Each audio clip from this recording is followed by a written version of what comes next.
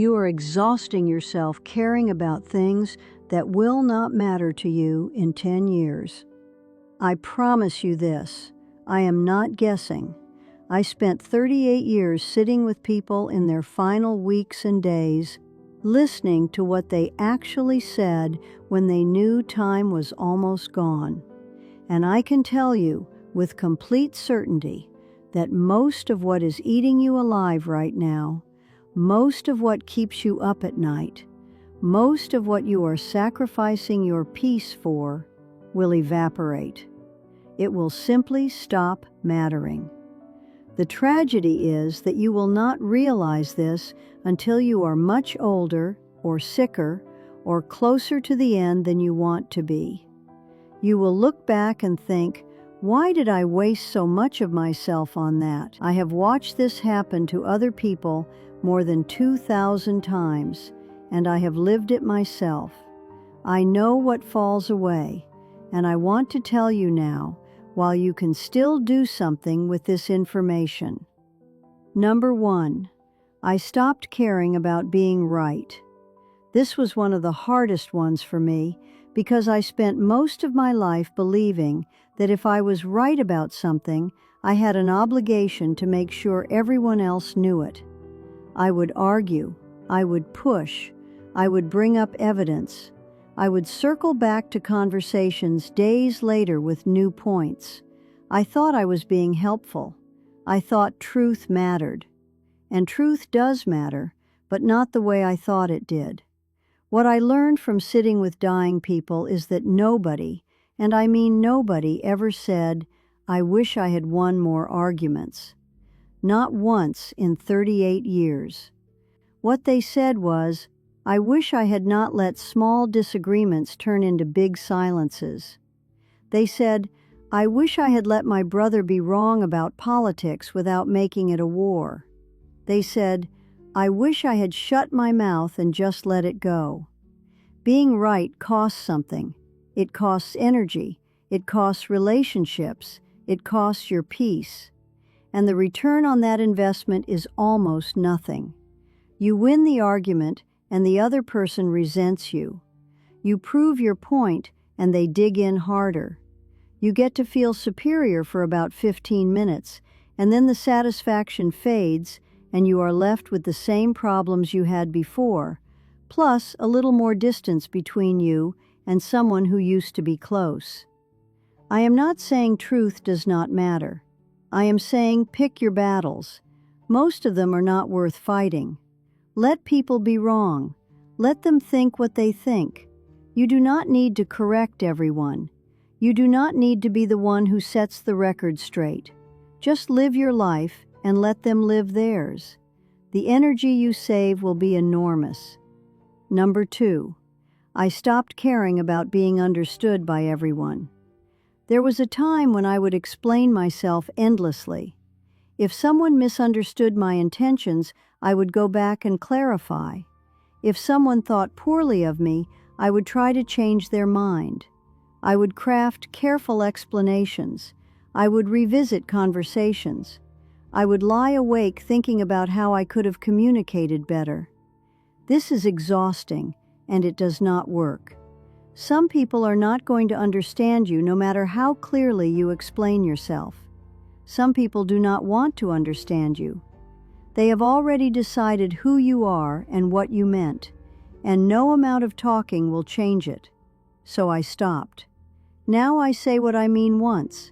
If someone does not understand or does not want to understand, that is not my problem to solve.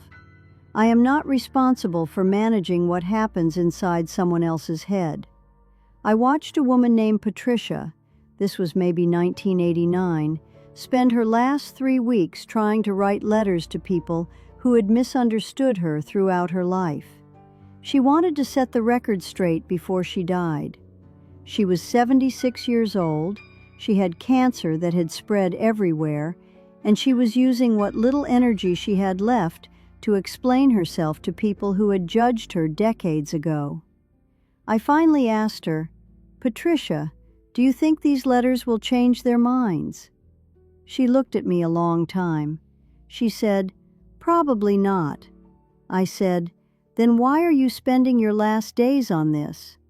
She put down the pen. She never picked it back up. She spent her remaining time with her grandchildren instead. Let yourself be misunderstood. The people who matter will know who you really are. The people who do not will believe whatever they want anyway. Number 3. I stopped caring about what my body looks like. I am not talking about health. Health matters. I am talking about appearance. I am talking about the way we torture ourselves over whether we look acceptable to other people. I spent decades worrying about my weight, my skin, my hair, my clothes. I would not wear certain things because I thought my arms looked wrong. I would not swim because I did not want people to see my thighs. I would look in the mirror and catalog everything that was not right. Do you know how much time that takes? Do you know how much mental energy that consumes? And for what? So that strangers would not think critical thoughts about me, so that I could meet some standard that kept moving anyway. At 92, I can tell you that your body is a vehicle. That is all it is. It is the thing that carries you around while you are alive. It is not a performance. It is not a project. It is not something that needs to be perfected before you are allowed to enjoy your life. Every single person who ever looked at you critically, every single person who ever made you feel like you were not thin enough, or pretty enough, or young enough, they are dealing with their own pain. Their criticism of your body is not actually about your body. It is about their fear and their insecurity and their inability to accept their own flesh. Do not let their suffering become yours. Wear what you want. Eat the food. Go swimming. Stop hiding yourself until you look the way you think you are supposed to look. You will never get there. The standard is a lie. And you will wake up one day at 92 in a body that barely works anymore, and you will think, I wish I had enjoyed it more when it still could do things. I wish I had worn the dress. I wish I had eaten the cake without shame. I wish I had stopped punishing myself. Number 4. I stopped caring about keeping up. This one happened gradually and then all at once. For most of my life, I felt this pressure to stay current, to know what was happening in the news, to understand the new technology, to have seen the movies everyone was talking about, to have opinions about the controversies of the moment. I read newspapers and watched the evening news and felt anxious if I fell behind. I thought staying informed was a moral obligation. Then, somewhere in my 80s, I realized something. The world is going to keep making noise whether I listen or not. The news cycle is designed to make you feel like everything is urgent and everything requires your attention and everything is a crisis. But it is not true. Most of what feels urgent today will be completely forgotten in 6 months. The thing everyone is arguing about this week will be replaced by something else next week. I stopped trying to keep up with all of it. I pick a few things I actually care about and I pay attention to those. I let the rest go. I do not know what the latest controversy is on the internet. I do not know what the young people are saying on their phones. I do not know which celebrity did what, or which politician said something outrageous. And my life is not worse for it. My life is better. I have peace. I have mental space. I have room for the things that actually matter to me. You do not have to keep up with everything. You are allowed to opt out. You are allowed to say, "I do not have an opinion about that because I have not been following it." You are allowed to let the noise pass you by and focus on what is real and close and true. Number 5. I stopped caring about old grudges. I held on to resentments for decades. There were people I had not forgiven for things they did in the 1960s. I would think about them and feel the anger rise up in me like it was still fresh. I kept mental lists of wrongs done to me. I rehearsed conversations I would never have. I fantasized about confrontations. And the whole time, the people I was angry at had no idea.